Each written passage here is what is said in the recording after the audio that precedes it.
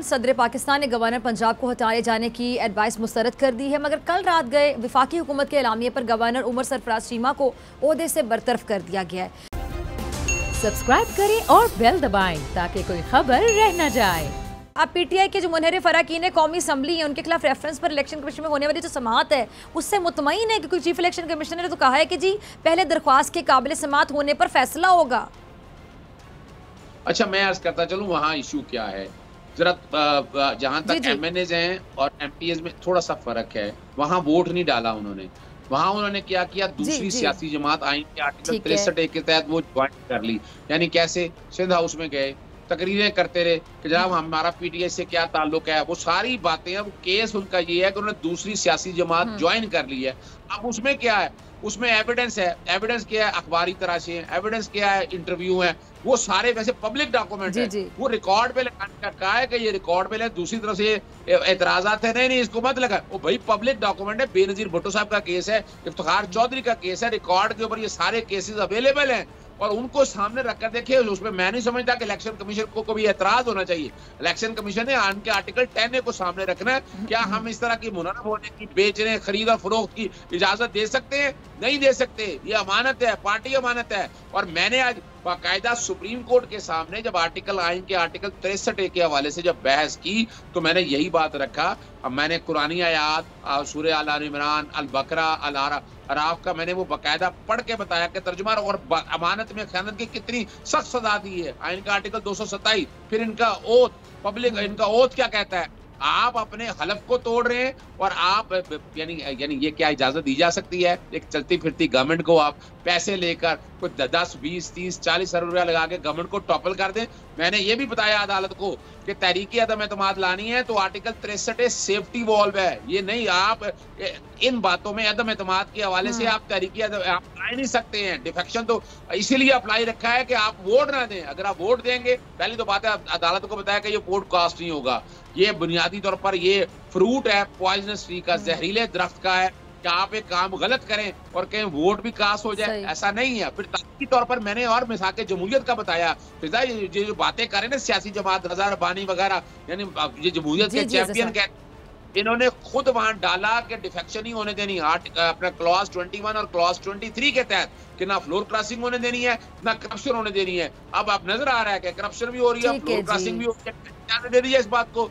और यही जो नेशनल असेंबली के हवाले से ये मामला है, लेकिन सूबाई असेंबली में 25 वोट कास्ट हो गए हैं और इसलिए 197 है, उनको निकाल दिया जाए। वो तो सवाल ही, अगर बड़ा जमीर जागा ना उनका, बड़े ईमानदार लोग हैं ना, वो जाएं जाकर इस्तीफा दे। और यही अदालत को बताया इस्तीफा दे दे। पर इस्तीफा दिए बगैर उन्होंने एक तो वोट डाल दिया, वोट काउंट नहीं होगा, फिर डालने की सजा भी है उनकी, और वो नाहली ताउमर है या फॉर अ सर्टेन पीरियड है। अदालत की मुआवनत हम इसी बात करें और इस कैंसर को रोकना है।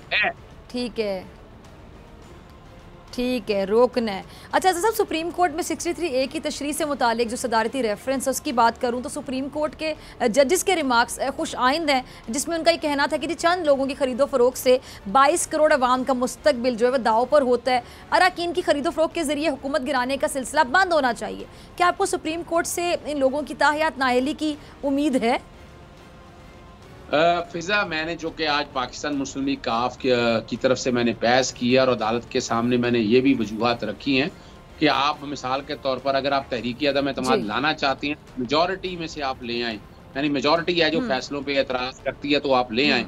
लेकिन यहाँ क्या है कि तहरीकी अदम एतमाद लानी थी, क्या थी, शक्ल अच्छी नहीं लगती थी, मेरे हल्कों में पैसे नहीं दिए, ये बुनियाद है। और इसीलिए रूल 37 नेशनल असेंबली रूल्स 95 के साथ पढ़ कर देखें, वो कहा है कि 20% रेजोल्यूशन से पहले आपको वहाँ क्या करना है, पहले इजाजत मिलनी है रेजोल्यूशन की, रेजोल्यूशन इजाजत मिलकर फिर डिस्कशन होनी है। वहां आपको एस्टेब्लिश करना है कि जनाब जो वजीर आज़म है हमारे या तो बिक गए हैं या मुल्क की सालमियत पे खतरा है या इन्होंने को पैसे पकड़ लिए। ऐसी बात तो इसके अंदर एक भी ऐसी एविडेंस रिकॉर्ड के ऊपर अवेलेबल नहीं है। तो हमने अदालत को यही सजेस्ट किया है, यही रिक्वेस्ट कर रहे हैं कि इनके वोट भी काउंट ना हो और इनकी नाअहली जो है वो ताहियात हो, ताकि दोबारा कोई सोचे ही ना कि आप बैठ के अगर चाहते हैं पार्लियामानी जमहूरियत में ना आपकी अक्सरियत की बात है। अगर अक्सरियत जो है इमरान खान साहब के साथ 155 या अपना 55 वोट है उसमें से आपको 76 या 77 वोट ज्यादा ले आते तो फिर ठीक था। ये तो 20 अरकान से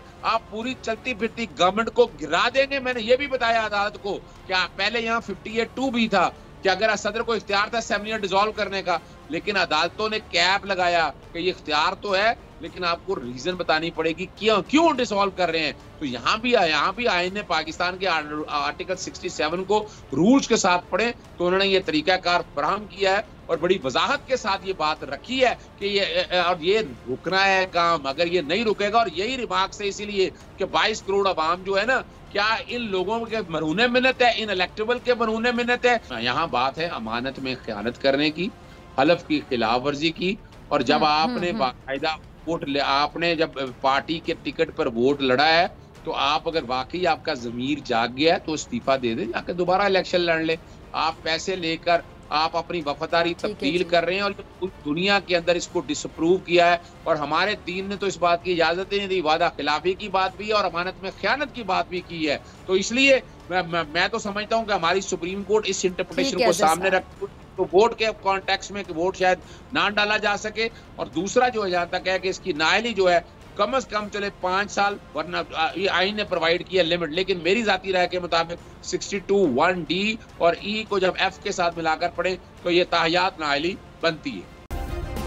सब्सक्राइब करें और बेल दबाएं ताकि कोई खबर रह न जाए।